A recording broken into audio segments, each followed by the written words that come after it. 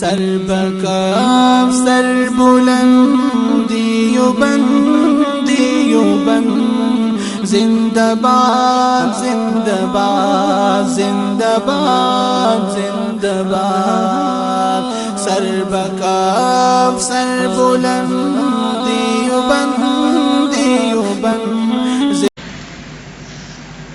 استخاره حقیقت کې یو 2 رکعات نفل مزکولی اور پسې دعا د په حدیثو کې راغلی ده که سړي ته یاد دی هغه دې ووایي